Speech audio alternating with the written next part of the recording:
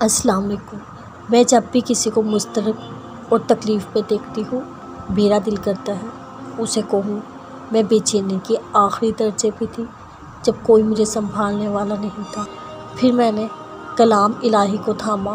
میں چاہتی ہوں میں سب کو سمجھا سکوں اللہ کے ساتھ تعلق کہاں سے کہاں لے آتا ہے، لیکن میرے پاس الفاظ نہیں ہوتے۔ میرا دل کرتا ہے میں خاموشی سے اس کو قرآن پاک تھما دوں اور کہوں کہ اپنے ذہن کے مطابق اس کو پڑھو اور سیکھو اس میں سے، اور کامل و صبر کی آیات سے اپنے لیے وقت نکالو، اپنی استطاعت کے مطابق قرآن پاک کو سمجھو، اللہ کی محبت سے آشنا ہو جاؤ۔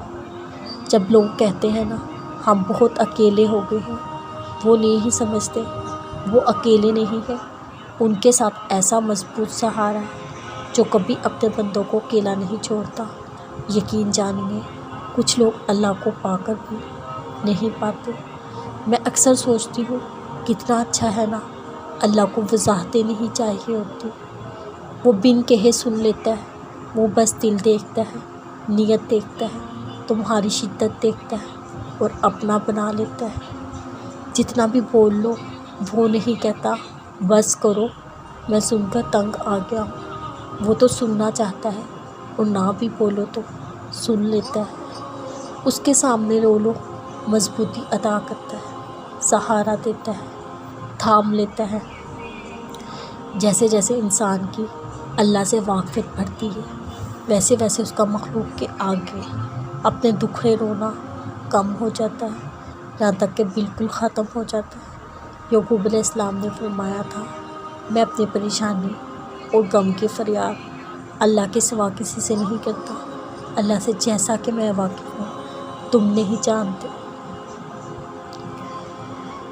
جب اللہ سے تمہارا رشتہ مضبوط گہرا ہو جاتا ہے، وہ تمہیں بھٹکنے نہیں دیتا، گناہ کے در پر کھڑے ہونے کے باوجود وہ تمہیں واپس کھینچ لائے گا۔ وہ تمہاری الفت کا جواب ضرور دے گا، نمازوں میں سکون کی صورت میں یا گناہوں سے اجتناب کی صورت میں۔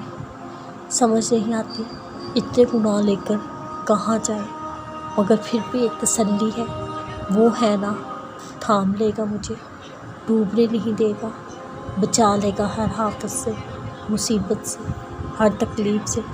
اس کے سوا ہے ہی کون جو ہر حال میں تھام لے، ایک اسی طرح آسرا ہے۔ تہجد ادا کرنے والے وہ بہت خاص لوگ ہوتے ہیں جن کی زندگی کا مقصد اللہ کی محبت کو پا لینا ہے۔